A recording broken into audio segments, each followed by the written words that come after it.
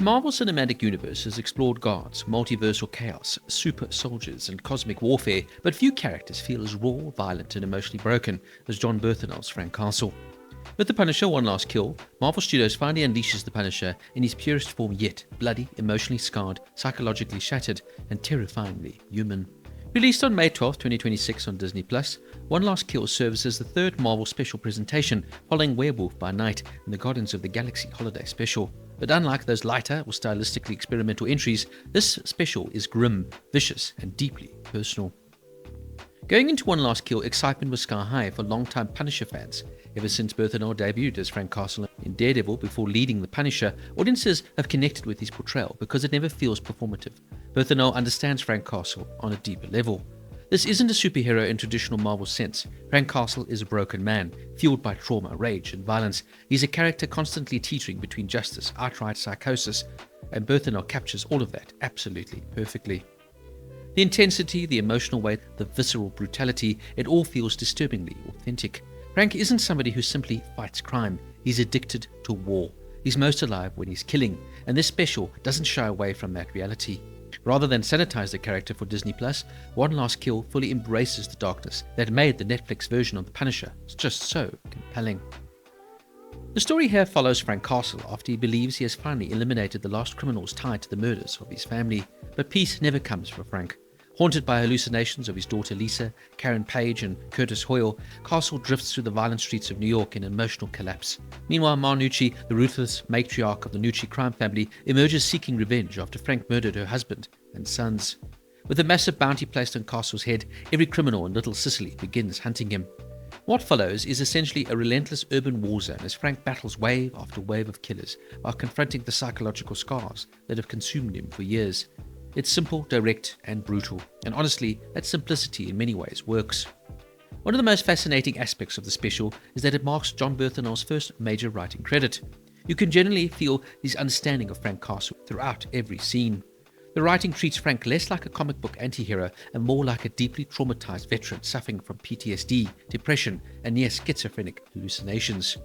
Frank hears voices, he sees visions, he talks to the dead, and yet somehow beneath all that violence, there's still some humanity left in him. Bernthal clearly fought hard to preserve the integrity of the character after reportedly being unhappy with earlier creative plans for the Punisher's MCU return. The result feels uncompromising in a way that honestly shocking for a Disney-era Marvel. This absolutely is not Punisher light. The special was directed by Ronaldo Marcus Green, marking his third collaboration with cinematographer Robert Elswit and the latter's first MCU project. Marvel Studios reportedly developed the project during filming for Daredevil Born Again, where Bernthal conceived of the idea for a standalone Punisher special. Interestingly, Bernthal insisted on earning the opportunity rather than simply being handed creative control. Marvel reviewed his writing before greenlighting the project. Their passion shows all over the finished product. The special also heavily draws inspiration from Garth Ennis's iconic Punisher Welcome Back, Frank comic storyline, particularly with the introduction of Ma Nucci. Filming took place in New York City during July and August 2025 under the working title Jolly Roger. Visually, the special looks fantastic. Robert Elswit gives the streets of New York a gritty, grimy realism that feels closer to 1970s urban crime thrillers than traditional Marvel productions. There's a rain-soaked neon lighting, dark alleyways, filthy apartment buildings, and grounded handheld combat sequences that make every fight feel very painful. This honestly feels more like an old-school revenge thriller than a superhero project. At times it even resembles an 80s action movie, but in the best possible way. However, there was some criticism for an awkward slow-motion rooftop fall sequence. Fans mocked the scene, comparing Jon Bernthal's Frank Castle to a PlayStation 3 or 4 graphic on a ragdoll video game character. Despite initial assumptions that the shot was entirely computer-generated, production sources confirmed it was filmed practically. The backlash largely stems from an unfortunate combination of factors, most namely the face swap, where Jon Bernthal's face replaced that of his stunt double, the slow-motion jitter, where the footage was shot at a higher frame rate to create slow motion, and the unfortunate composition, a combination of harsh lighting and the awkward posture of a stuntman on impact, which unfortunately made the shot look highly artificial, especially when looped on social media.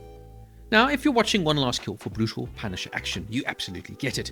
Frank tears through the criminals with ruthless efficiency, and the violence is savage enough to justify its R rating. Every gunfight feels heavy, every punch lands hard, every kill feels ugly, and that's exactly what Punisher should be. One particular horrifying scene involves the killing of a dog early in the special. This is genuinely difficult to watch. It may feel even excessive for some viewers, but narratively it succeeds because it makes you desperate to see Frank retaliate, and when he does, the payoff is vicious. Look, one minor criticism is that you could ask the question, why would all these goons run mindlessly into the treacherous path of that Punisher? But I suppose that's one of these aspects that you kind of switch your mind off. And that these men are so desperate to make some money, although the bounty is never mentioned, and maybe they feel they're backed by enough numbers, that they're prepared to take on just one man.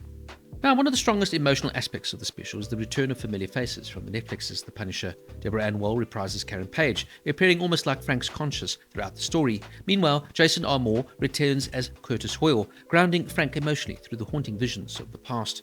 Seeing these characters again adds real emotional continuity for long-time fans. Meanwhile, Judith Light plays Marnucci with exaggerated theatrical energy. At times the performance borders on overacting, but honestly it kind of works given the comic book insanity the character is supposed to represent. Now, in a fascinating bit of trivia, Addie Bernthal, Jon Bernthal's real-life daughter, portrays Lisa Castle, Frank's daughter, in the special. That real-life connection gives their scenes an extra emotional weight, especially because Lisa serves as Frank's emotional anchor throughout the story. Her appearances are brief but incredibly important. The special also directly sets up Frank Castle's appearance in Spider-Man Brand New Day, releasing later in 2026. According to Bernthal himself, both he and Tom Holland wanted the Punisher in the Spider-Man film to feel like the exact same character audiences see here. That's exciting because it suggests Marvel isn't planning to dilute Frank Castle moving forward.